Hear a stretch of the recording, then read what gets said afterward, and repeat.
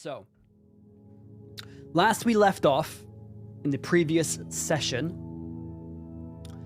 you had just done battle atop an airship after escaping your cell and making some more temporary allies of your own.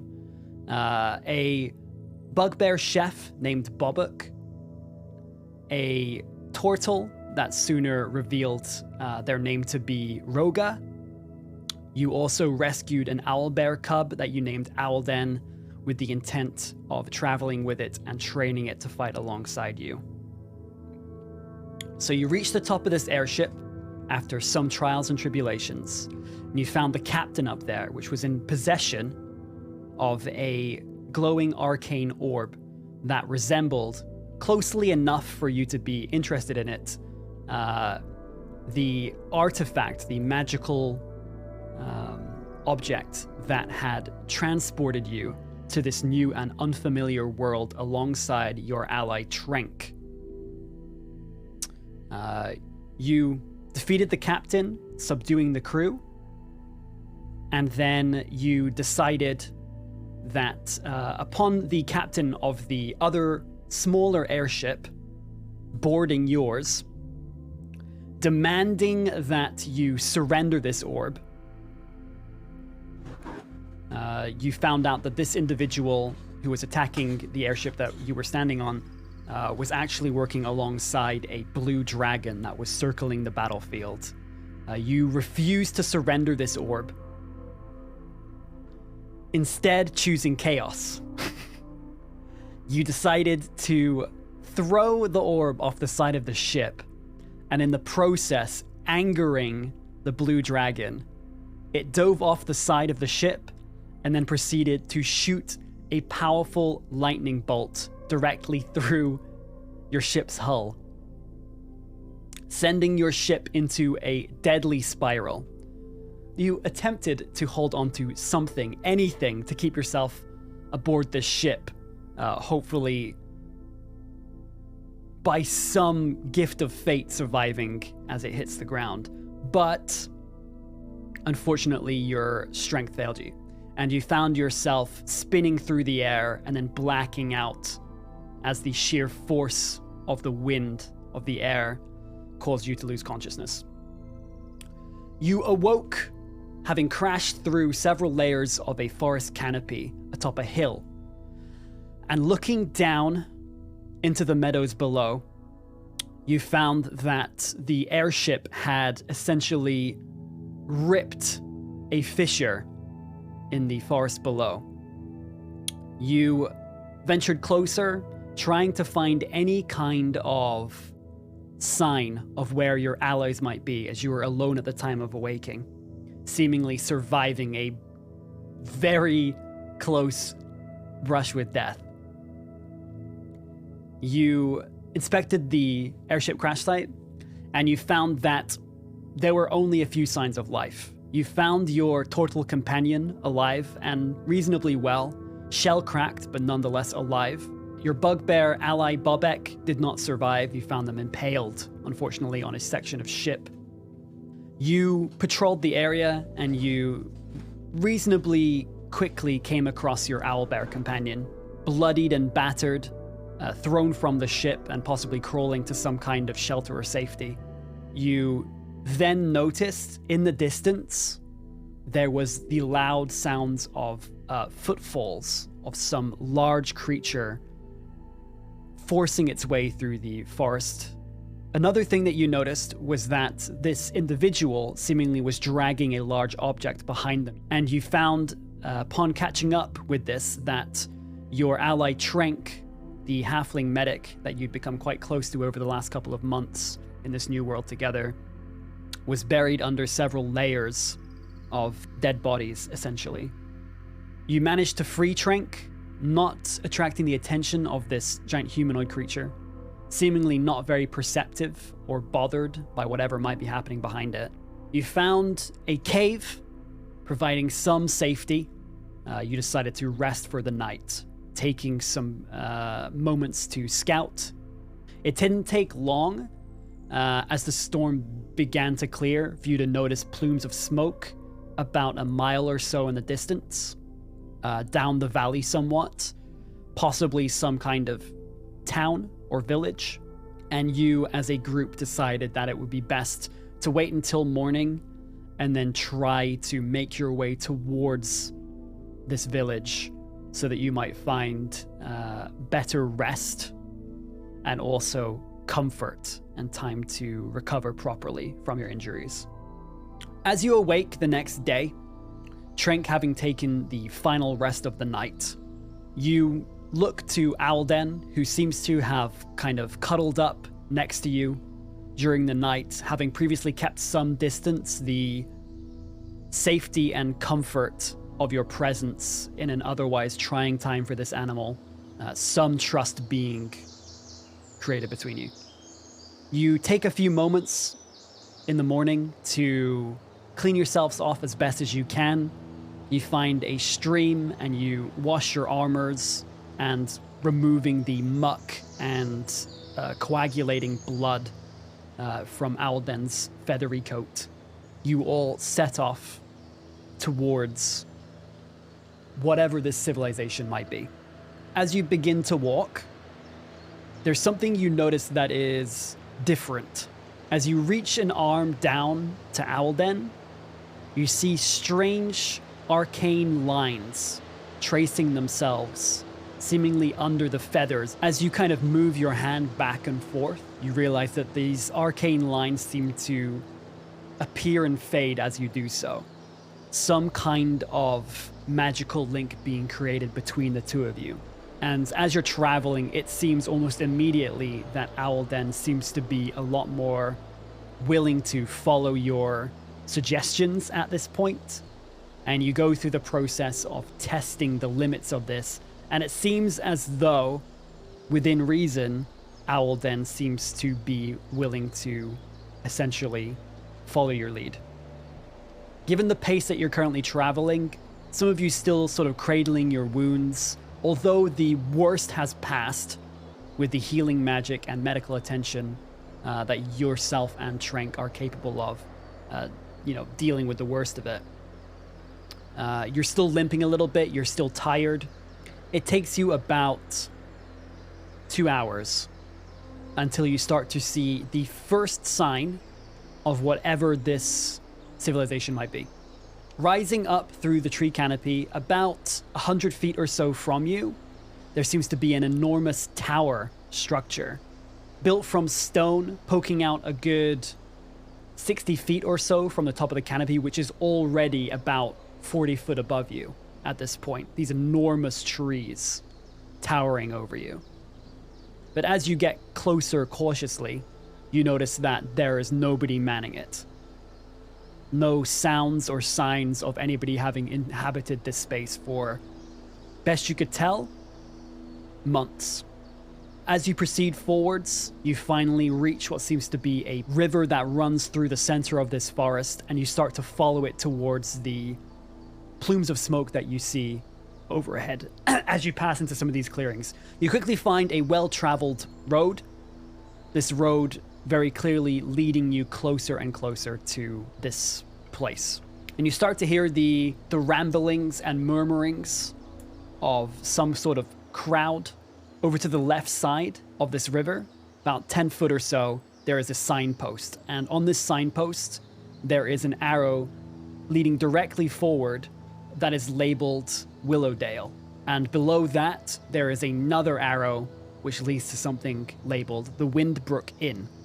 Before long, you find yourself at this establishment, a simple cobblestone building that stretches out past a series of willow trees and oaks that are next to the river. There don't seem to be any other buildings directly within your field of view. Just this one long structure, seemingly in the middle of nowhere, although you can hear that there are definitely signs of life in the distance, both to your left as you face the building and also further past it. You knock on the door to this establishment, the door sturdy, reinforced with heavy planks of wood, and you enter. What you see is a well-lit and cozy inn. 2 rooms currently visible, though you can very clearly see that towards the back, up on a slight elevation, there is a door on the far right side.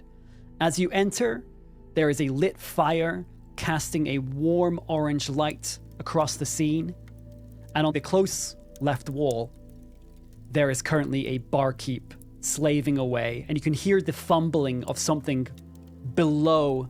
This bartender seems to be a middle-aged man, scruffy light brown hair, standing about, even with slightly hunched posture, about 5'9". His beard is short, unkempt. His build, fairly athletic, surprisingly so. No stranger to a hard day's work. And this individual calls over to you as you enter. You're right there. Seems like you've had a little bit of trouble. Care for a drink? As you all enter this establishment, you look around and you see that there are no other patrons currently present. However, as you all take a seat, resting your limbs for the first time in what feels like forever, a head of a small girl pops up into your line of sight from the other side of the bar. Hello there. You look interesting. These two individuals introduce themselves as Aaron Winbrook and his daughter Millie. So, you look a little bit out of sorts. Anything I can help you with? We are going to do a series of questions that you can ask that you feel may be relevant to you and your current situation. Opening the poll. We will say then you order an ale and you ask where you are. So as you reach down into your pouch, you realize that you've actually lost a lot of your money. The pouches that you keep on your belt seemingly having coming free or being ripped upon landing.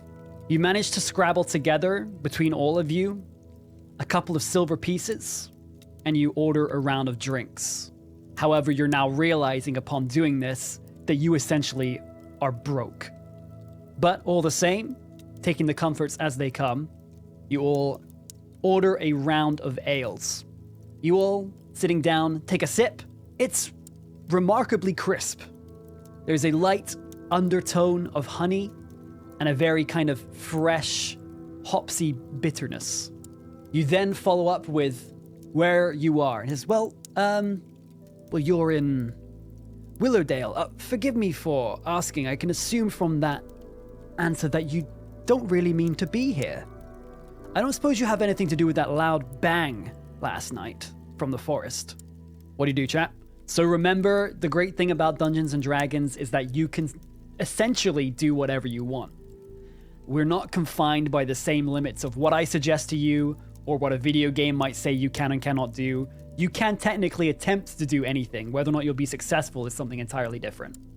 So you take another glug of your drink, and then you place it back down on the table slowly, calmly. Say, maybe.